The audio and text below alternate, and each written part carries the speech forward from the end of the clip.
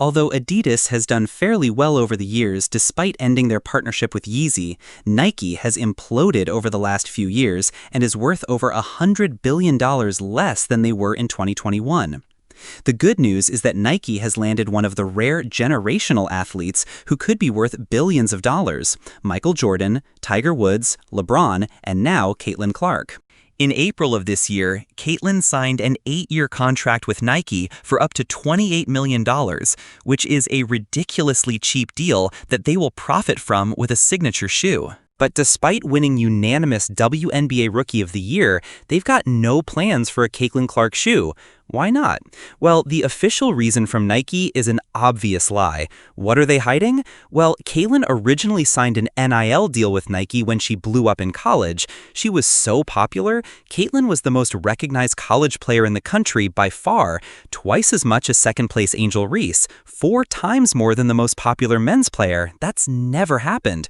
So when she turned pro, several shoe companies were pursuing her under the guise of saying she would represent the Curry brand, Adidas, and Nike. She stayed with Nike because of the way they promoted her during her time in college, but there was no update. Then, A'ja Wilson, who recently won another MVP award, revealed that her signature shoe with Nike is on the way. This was a strange revelation regarding Caitlin. The process started in 2012. Under this 2-year timeline, Wilson's shoe is anticipated to be released in the spring of 2025, while Clark's shoe may arrive in stores in 2026 or 2027. Why 2027? In addition to producing millions of pairs and the marketing campaign, the procedure is a delicate craft that needs Clark's and the Nike team's assistance. I apologize, but if that's why Nike lied in 2003, then the shoe company Reebok was also recruiting LeBron James. In order to prevent news from leaking about their obsession with landing him, Adidas and Nike created a signature shoe at the front of their pitch. They even began working on the shoe before he signed, so they used a code name for internal use that was pretty obvious: Air Zoom Nobel LeBron backwards. As a result, they ultimately decided to go with the Air Zoom generation. We aimed to completely blow LeBron out of his mind when we designed and developed a shoe for him while he was in high school without his knowledge. It worked so well that LeBron signed with Nike and wore the LeBron 1s for his first NBA game. So you're telling me that Nike has gotten so bad at making shoes over the years? Well, according to people in the know, Ethan Strauss is a well-known and respected writer, and he said on his Substack that Nike has gotten so bad at it. It's not that Caitlin isn't skilled at basketball. Rather, it's unfair and racist. Why would Nike care about what's fair rather than what produces money? That's the ideal analogy. Prior to Clark, who hadn't even participated in a WNBA game. If A'ja Wilson were like Duncan, things might be different for Caitlin Clark, but they're not. Ethan actually makes this point in his article about Allen Iverson and Tim Duncan. Duncan was clearly the better player, but AI dominated shoe sales, and no one said it wasn't fair. In fact, Nike tried Tim Duncan shoes twice and canceled them for poor sales. And you know who didn't care about this Tim Duncan? Which she ought to.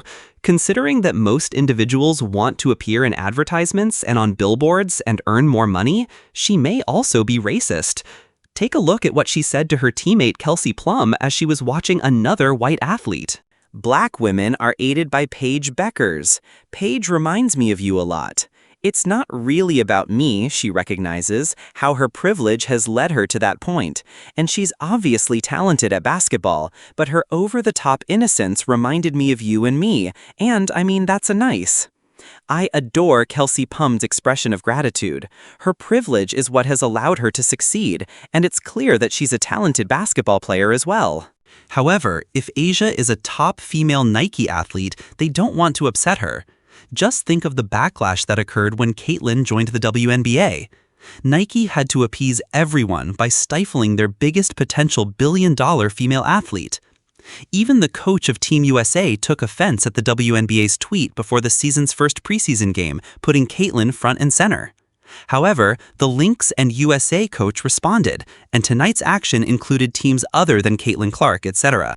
It's disappointing to see a WNBA and Olympic coach use the hashtag the W is more than one player. I thought you were all about encouraging others and being a positive voice in women's basketball. Really, a grown woman getting upset over a 22-year-old before her first preseason game? It's no surprise that Caitlin wasn't selected for Team USA because she hadn't. Us as black women, Paige reminds me a lot of you. Like, you say you're not really about me. And she knows how her privilege has gotten her to that point. And also, like, she's good at basketball. Like, she understands her privilege. It's like, pushes her over the top in a sense. It reminds me a lot of you. And I mean, that's a compliment. Earned it yet. It's a basketball decision, not jealousy. Then, as a rookie, Caitlin led all rookies in points, field goals, and assists. She was fourth in the MVP vote for her games based on steals and minutes, yet she led all players in assists and three-pointers. Despite all the hype, she is that good. The Washington Mystics recently hosted Caitlin's team, the Indiana Fever, breaking the WNBA attendance record and requiring them to move to the Wizards Arena to accommodate all the fans. She also has an average of over 1 million TV viewers, while the average game costs $300,000. In the end, Team USA acknowledged that it was a mistake to leave her off the roster, but what about Nike's decision to forego giving Caitlin Clark her own shoe out of fear of the backlash she would receive on social media? It's clear why the CEO had to resign, but the NBA season is only getting started, and LeBron James and the LA Lakers are in a very bad spot. We can already see that something is going to happen at the start of the season that will set the stage for a terrible year.